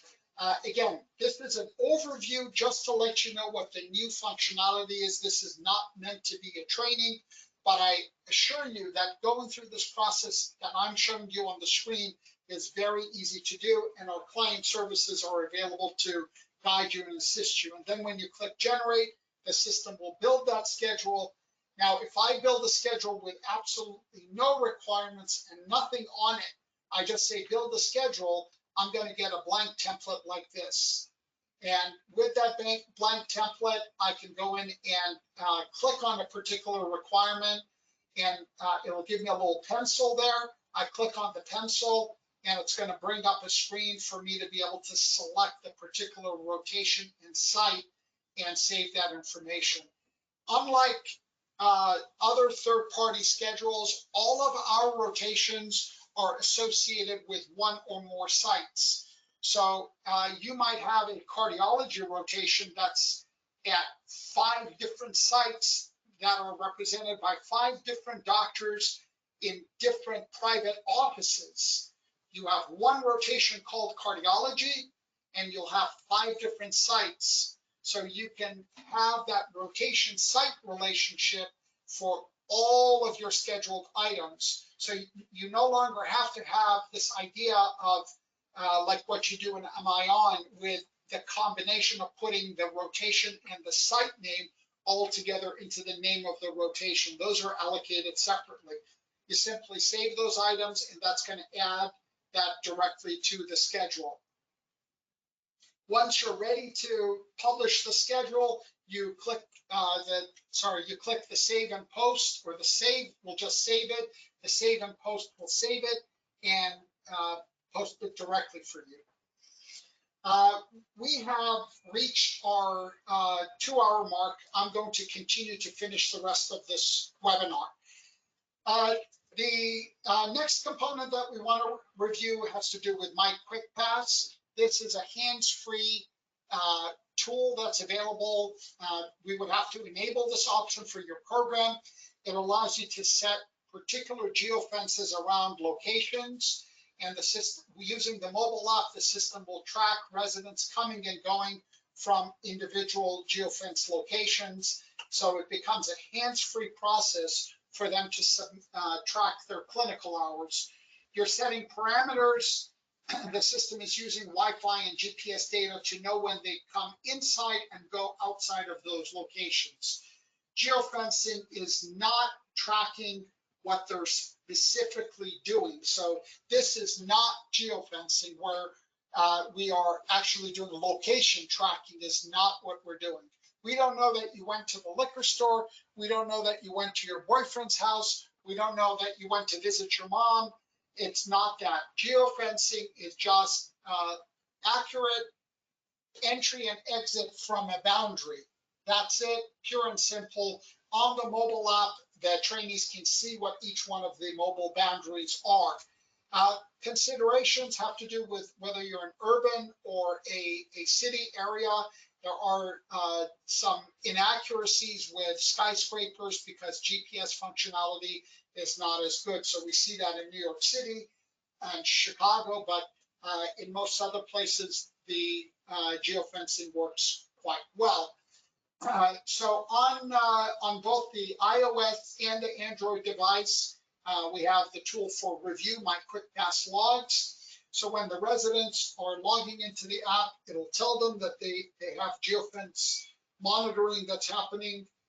They have to give approval and permission for that to be done on their device. When they click on Review My Quick Pass, the system will show them all of the data that's been accumulated. They're able to edit those particular data points. They can look at all the locations that are being monitored quite easily, and that data automatically gets reported and integrated into their clinical hours so they don't have to submit clinical hours individually. The other nice thing is that all the violations are automatically displayed on the screen for them, letting them know what their particular violations are. They're also able to edit their start and end times in case there was any trigger. The other nice thing is the system will automatically exclude anything that was less than 5 minutes. So if they happen to live close to the hospital and they drive by the hospital, it's not going to mark them as having entered and exits if it was less than 5 minutes. And anytime they stay at one location for more than 28 hours, the system will automatically prompt them to confirm whether they have left. Maybe we missed the fact that you left, so they get an automatic prompting when they have stayed at a location for more than 28 hours. And of course, all the violations are automatically displayed. So for those of you interested in using my Quick Pass, feel free to reach out to sales@myevaluations.com or client services, and we can give you more information about activating that service. The last component I want to review with you has to do with the annual program evaluation module. This module takes all your ACGME imported data regarding case logs, scholarly activities, and all the user submissions. All of that automatic data is automatically distilled into the APE module. It allows you to manage your program evaluation committee, and it allows you to review performance and make the appropriate documentations in order to monitor your action plans year over year. So you're able to set up specific, distinct action plans to track for each year. We do have an integrated ACGME data integration process that allows you to import all of your ACGME surveys from both faculties and residents, your scholarly activities, your well-being surveys, and your case logs can be imported into My Evaluations. And all of this is directly available from the menu option Evaluations. And this is where you're going to see all these various parameters available for you. Now, the user submission process is all the evaluations they do, conference attendance, their clinical hours, procedures, patient logs, all their scholarly activities. All of that is user submission, which is directly integrated into the APE module. The automatic data integration has to do with all the milestone data, EPAs, competencies. Again, all the scholarly activities that were submitted are automatically integrated with the procedures, patient logs, evaluation data, the goals and objectives, whether they were reviewed or not. All your ACGME citations that are uploaded through the My Portfolio module are directly integrated. Clinical hour compliance, quality improvement projects, and visa requirements are all shown in one uniform place, which is accessible from the menu option Evaluations under the annual program evaluation module. So here under the menu option Evaluations, you have program management and reports. You would go under annual program evaluations.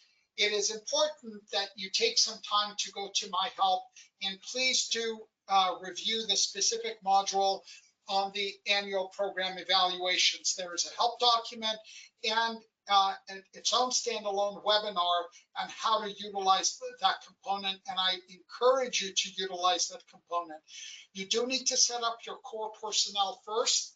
The core personnel represent the trainees and the faculty that are involved in your department. This should correlate directly with the users that you report to the ACGME. Then you're able to access the annual program evaluation module. Admittedly, this module will take between 30 to 40 seconds to load. When this module is loading, it is loading all of that data that I told you is automated. It is actually collecting all that data for you in real time. All the evaluation data, all the scholarly activities, all the clinical hours, everything is being integrated in real time for you for each individual academic year.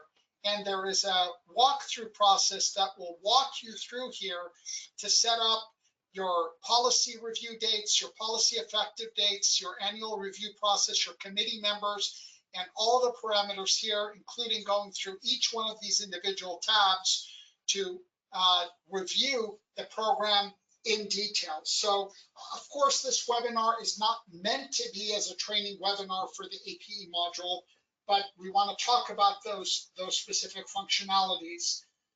The APE module also includes two take action plan modules that are available throughout the system. One is pointing on PDSA for plan, do, study, and act.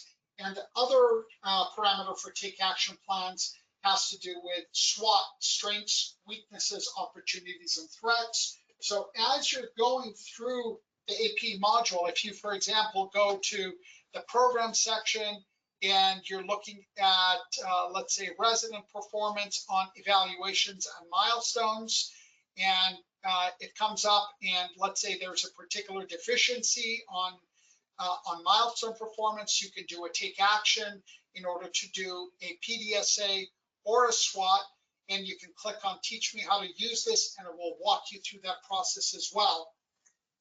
Now, this is the current module that we have in place. We're currently working on a brand new module that we plan to release in the spring of 2025.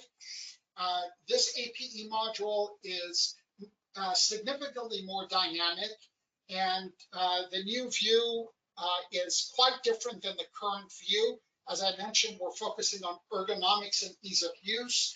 You can see each individual section for residents, faculty are divided down, so you can open them in a tree fashion.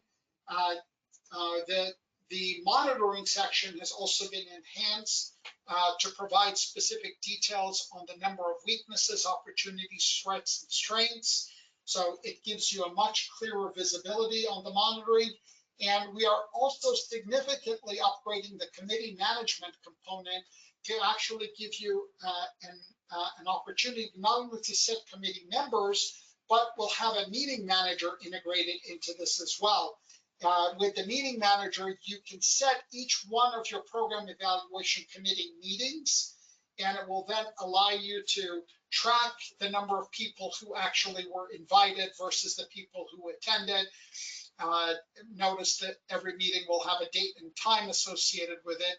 You'll also be able to document an agenda as well as notes for that particular meeting.